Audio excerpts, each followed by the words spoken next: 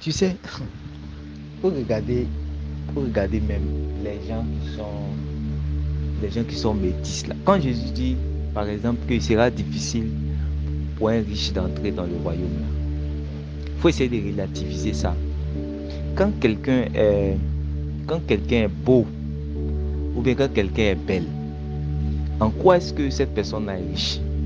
Tu vas voir que par exemple, une personne qui est belle, même si par exemple il est quelqu'un qui n'a pas l'argent, que et il est, il est, il est beau du visage, il est, comme on le dit, selon la chair, il a les tablettes de chocolat, il est grand détail, il a les pieds carrés, il a les favoris, tout ce qui est, voilà, tout ce qui est selon la chair beau là, il a tout ça. Tu vas voir que même malgré que peut-être il est dans un quartier, un bas quartier, tu peux voir une jolie fille va quitter quelque part là-bas, puis une femme très riche va quitter là-bas, elle va venir réellement vers le jeune.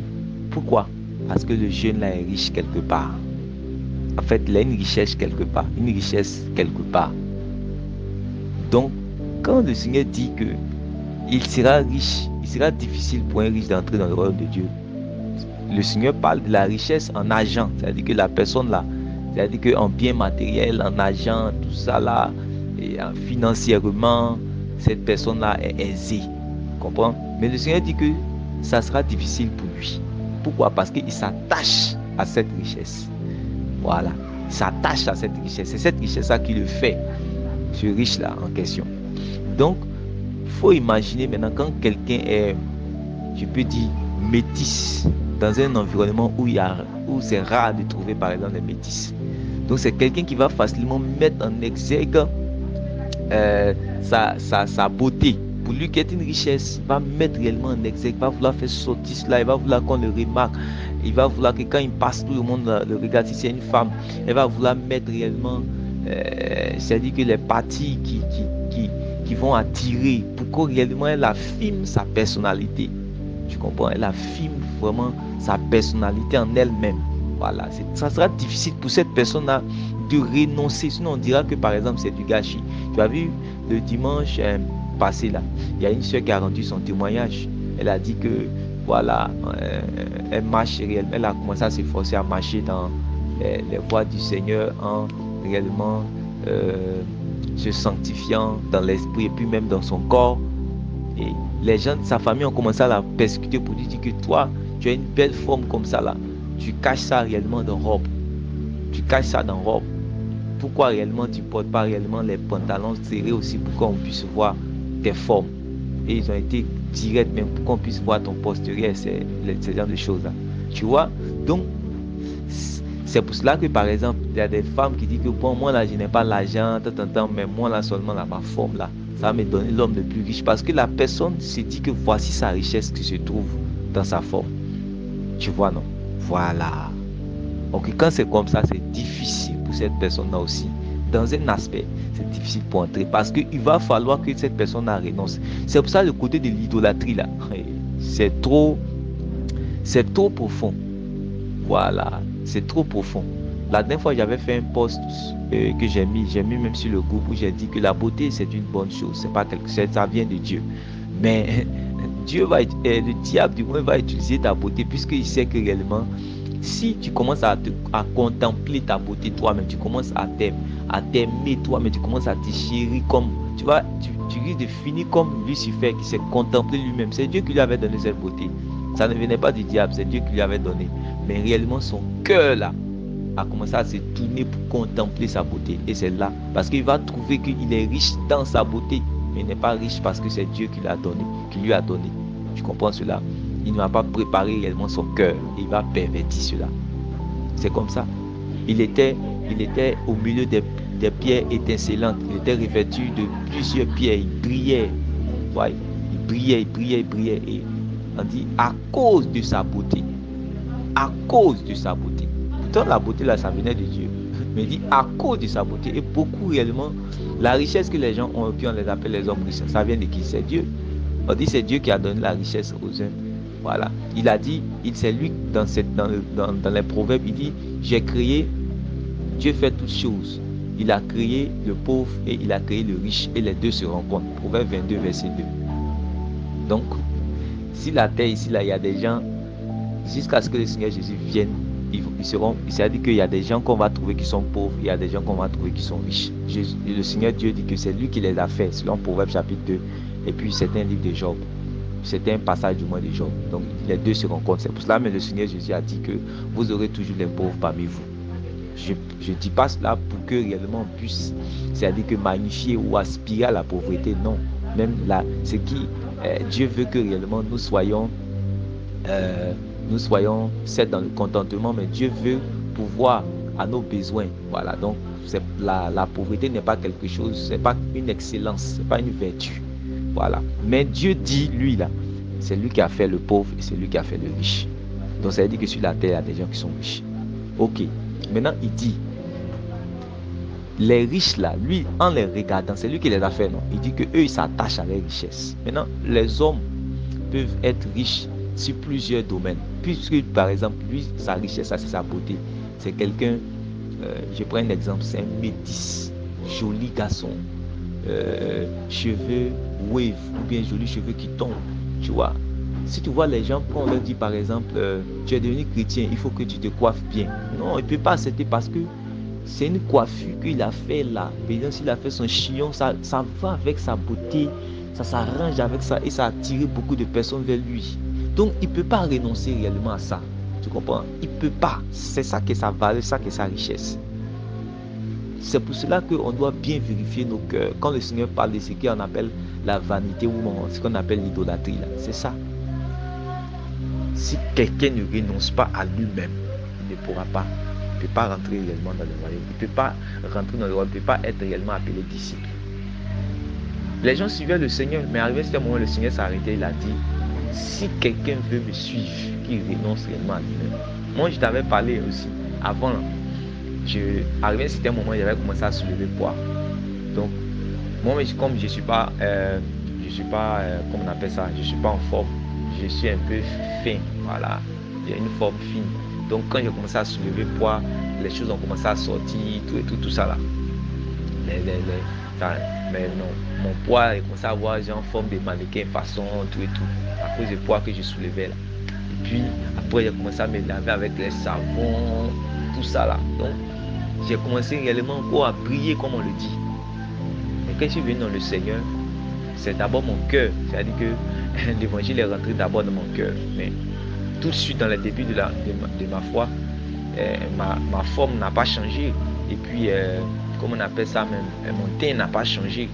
Mais toutes ces choses, je ne devais plus mettre ma gloire dedans. Qu'est-ce que le Seigneur va faire? Il va m'envoyer maintenant dans le brisement.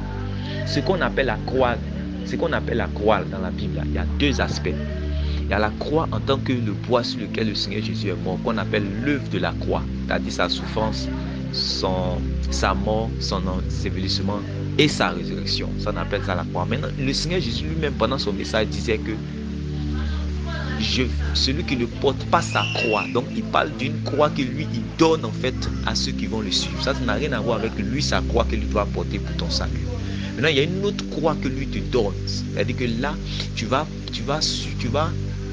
cette croix-là, c'est le fait de renoncer à sa propre volonté. C'est-à-dire que pour accepter la volonté de Dieu. Voilà. Le fait de renoncer à sa propre volonté pour accepter la volonté de Dieu. Il dit que celui qui ne porte pas cette croix-là, il ne peut pas être son disciple. À la partie là maintenant qui va disqualifier les gens. Et c'est là, ils ne sont pas prêts.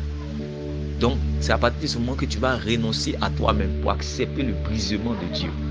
Et là, maintenant, le Seigneur va m'emmener à ne pas, c'est-à-dire que mettre ma confiance, par exemple, dans la forme que j'ai commencé à voir. À ne pas mettre ma confiance, c'est-à-dire que, parce que très souvent, il faut regarder les gens qui tombent dans les péchés. Les gens qui tombent dans les péchés facilement, c'est parce qu'ils mettent simplement leur confiance en réel dans les choses, si je veux dire, Chanel. Voilà, ils mettent leur confiance dans les choses Chanel. Sinon, quelqu'un que je ne suis pas en train de dire, par exemple, de se négliger. Non. Voilà, il faut faire, par exemple, le sport, tout et tout. Mais il faut voir que quelqu'un qui aime se soigner, quelqu'un qui aime vraiment soulever, par exemple, les poids, quelqu'un qui aime porter les habits quand même serrés, tout et tout. Bon, le but de ça, c'est quoi? La finalité de ça, c'est quoi? C'est que lorsque les gens vont te regarder, ils vont t'estimer, ils vont avoir les yeux sur toi, parce que tes muscles sortent, parce que tes favoris sont bien limités, parce que tes yeux, là, les sourcils là, tu as bien taillé ça, parce que réellement ta forme est comme ça. C'est pour ça qu'ils vont te regarder. Et quand tu leur montres tous ces aspects-là, qu'est-ce que ça fait dans le cœur? C'est vraiment, ça les attire. Ça les attire. Ça les attire. Voilà. Et ça, tout ça là que le Seigneur, quand le Seigneur nous parle là, c'est pour notre bien. C'est pour ça qu'il dit renonce à cela. Renonce à cela. Il veut nous attirer plus sur la simplicité. Afin que ce qui attire les hommes vers nous, ce ne soit pas les choses extérieures, non. Ce soit réellement le Saint-Esprit, la lumière, la conduite, la vie, la nature de Dieu sainte qui est en nous là, c'est ça qui puisse réellement attirer ceux qui sont dehors. Quand je disais tout à l'heure que ceux qui tombent dans les péchés facilement, c'est ceux-là qui soignent plus le côté extérieur. Voilà, on n'a pas dit de négliger, non, mais ceux-là qui donnent plus, qui commencent même à idolâtrer, à vouloir, comme dans la vidéo que tu m'as montré, elle a parlé réellement de chercher à plaire, de chercher à séduire. Voilà, de chercher à séduire. Partout où tu passes, tu es au bureau, il faut que c'est toi qu'on voit. Il faut que réellement tu portes un habit réellement qui va réellement faire que tous les yeux réellement vont te regarder. Il faut que réellement tu puisses soulever poids, comme ça toutes tes formes réellement vont sortir. Si tu es une fille, il faut que réellement tu portes des habits réellement qui attrapent bien tes formes, de sorte que quand tu regardes, tu es remarquable. Voilà. Mais quand tu fais ça là, qui s'attire des problèmes? C'est toi-même. Parce que ce soit, si tu veux au fond être marié, la forme que tu mets au dehors là, c'est pour que on te regarde. Il va te regarder. Si tu veux pour être marié légalement. Mais le monsieur qui est marié là aussi, là, quand il te regarde là, c'est que réellement lui voit dans sa chambre là, toi tu lui montres ça déjà. Voilà. Donc tu es en train de lui dire que, en fait, tu peux venir quoi. Moi, surtout quand je vois des femmes mariées, ça me fait rire. Elle dit qu'elle s'habille pour leur mari, mais souvent c'est au travail, quand elle s'habille pour les maris, elle porte les mini-jupes. Leur mari ne travaille pas réellement où elle travaille là, mais elle dit qu'elle s'habille pour son mari. Elle s'habille pour son mari là. Elle va porter ses mini-jupes bien plaquées, ses pantalons sky bien plaqués, souvent ce qu'ils appellent pété, bien déchiré. Ses chéris regarde mon dos, elle va porter tout ça là, et puis elle dit qu'elle s'habille pour son mari. Donc son mari là, elle travaille avec son mari, elle monte la voiture avec son mari, elle va patrouiller avec son mari, elle vit seule dans le monde avec son mari ou bien. Tout le monde la regarde. Voilà, c'est à cause de toutes ces choses là qu'il y a l'adultère là. Parce que les gens ne veulent pas être simples. Les commandements de Dieu ne sont pas pénibles. C'est avec sagesse que Dieu a donné ses instructions. Quand on veut les ignorer là, c'est là on tombe dans tous ces pièges. Voilà. Le cœur de l'homme là, c'est comme aimant. Le cœur de l'homme, c'est comme aimant. Et tout ce qui est autour de nous là, c'est comme réellement le fer. Ça cherche réellement à se coller. Voilà. Donc tout ce qui est autour de l'homme guette son cœur.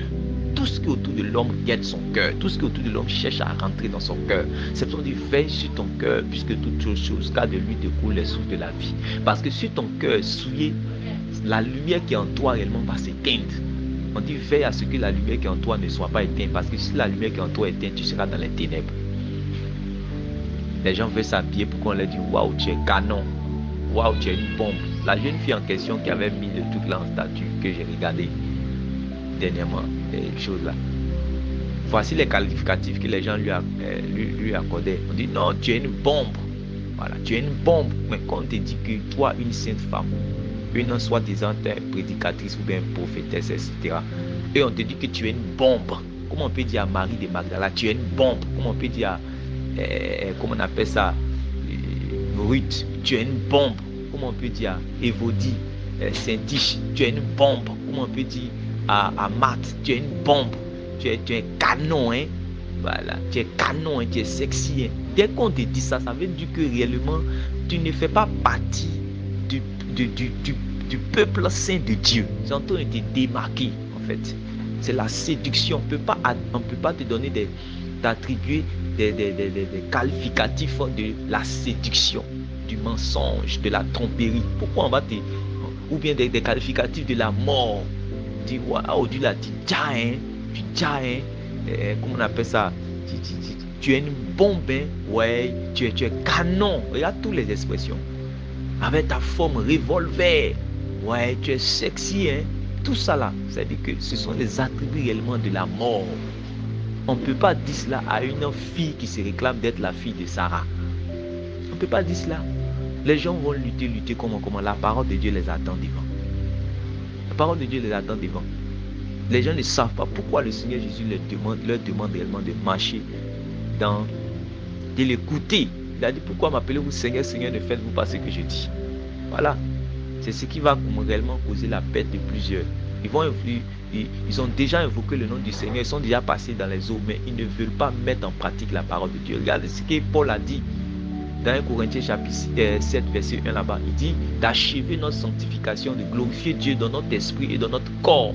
Dans notre esprit, on glorifie Dieu. C'est-à-dire qu'on marche dans la sanctification dans notre esprit, on marche dans la sanctification jusqu'à notre corps. Voilà. Jusqu'à notre corps. Si Dieu ne regardait pas réellement à ce que l'homme, par exemple, porte son vêtement dans le jardin d'Éden, quand Dieu est revenu, et puis Ève, et puis Adam, ils ont vu qu'ils étaient nus, et ils ont fait un vêtement. Le vêtement qu'ils avaient posté, un vêtement de feuilles de figue. Donc, ça montre ici la légèreté dans l'habillement. C'est-à-dire qu'un habit léger, parce que c'était fait avec des feuilles de figue, des feuilles du moins. Donc ils ont pris des feuilles de figuier là, et des feuilles de figuier du moins, et ils se sont couverts avec. Ils ont porté leur habit avec. Mais quand Dieu est venu, ils se sont vêtus. Pourquoi Dieu dit que réellement, Dieu les a trouvés comme si réellement ils sont nus? Ils sont vêtus, mais Dieu dit qu'ils sont nus. Voilà, il y a des habits que les gens portent là. En réalité, ils pensent qu'ils sont vêtus, mais devant Dieu, ils sont nus. Voilà pourquoi la nature même n'accepte pas cela. La nature de l'homme même, quand il voit réellement ces choses, il n'accepte pas. À moins qu'il se trouve dans son cœur la séduction pour qu'il puisse approuver cela. Voilà pourquoi Dieu maintenant arrive dans le jardin. Quand il arrive dans le jardin, qu'il voit qu'ils sont vêtus avec des feuilles de figuier, lui va prendre un vêtement, il va prendre, comme on appelle ça même, la peau pour les vêtir avec la peau. Donc on parle de peau, c'est plus solide que, comme on appelle ça même, les feuilles de figue. Donc avec la peau là, il les couvre. Donc il y a la notion de couverture. Tu vois, la notion de couverture là, il les couvre maintenant. Il couvre réellement leur nudité. Donc on ne peut pas réellement s'habiller sans réellement se couvrir. Surtout une femme. Dieu a fait le corps de la femme de manière attrayante, afin que réellement son mari, c'est-à-dire que l'homme puisse réellement s'approcher d'elle, puisse trouver réellement son plaisir en elle, puisse être attiré par elle. Mais le problème, c'est que tu ne vis pas avec ton homme seulement comme Adam et Ève réellement dans le jardin. Dans le monde là, tu vis avec plusieurs personnes qui ont des yeux pour voir, qui ont un cœur pour être attiré. Donc réellement, non seulement pour ton bien, toi et ton mari, parce que si tu sors, que tu ne veilles pas à tous ces genres de choses, lorsque tu sors, tout le monde te convoite et couche avec toi. Le Seigneur a dit que réellement, l'homme qui va regarder une femme et qui va la convoiter dans son cœur a déjà commis l'adultère avec elle. Donc si tu t'habilles comme toi tu veux là, est-ce que tu sauves ton foyer? Tu ne sauves pas ton foyer. Toi, l'homme qui accepte que ta femme s'habille comme elle veut là, tu ne sauves pas ton foyer. C'est pour cela que les gens sont étonnés de voir les songes et les rêves bizarres. On les visite d'une manière incroyable, d'une manière, comment on appelle ça, mais je ne sais pas comment j'ai dit le mot. Voilà, on les visite, les couches de nuit bizarres, les songes bizarres, les poursuivent, sont de faire l'amour avec les gens dans leurs songes, tout et tout. Parce que réellement, ils sont exposés à la séduction. Ils sont exposés à la séduction. Tu dis que oui, ma femme, elle est libre. Bon, elle s'habille quand elle sort là. Tout le monde la convoite, tout le monde souvent met la siffle, tout le monde, tout. Après, demain, tu as dit que oui, c'est comme ça, c'est comme ça. On nous a donné un modèle dans la parole de Dieu. Pourquoi nous ne voulons pas réellement suivre ce modèle dans la parole de Dieu? On nous apprend la décence. Après la décence, il y a la pudeur. La pudeur est encore plus forte. Mais il faut regarder, quand tu regardes réellement comment ça vit aujourd'hui, est-ce que, même si ça respecte même la notion de décence, après il faut respecter la notion de pudeur. Tu vois, tout ça c'est le Saint-Esprit qui enseigne ça. Quand tu t'habilles, il faut que ça respecte la notion de décence, de dignité, de pudeur. Aujourd'hui, Tu dis non, ta femme d'un gars était sexy. Bon, quand elle est sexy, là, ça renvoie à la sexualité. Donc tout le monde va la regarder en ayant du sexe avec elle. Puis c'est toi qui as payé les pots cassés. Voilà. C'est toi qui as payé les pots cassés parce qu'en réalité, ta femme, même si tu ne le veux pas, les gens sont en train de commettre l'adultère avec elle. C'est ça. Donc, si tu dis que réellement tu aimes ton prochain, là, tu dois pas seulement vivre pour toi-même, mais tu dois vivre pour le bien de l'autre. Tu ne dois pas vivre pour que réellement l'autre puisse réellement tomber dans le péché. C'est très important. C'est très important.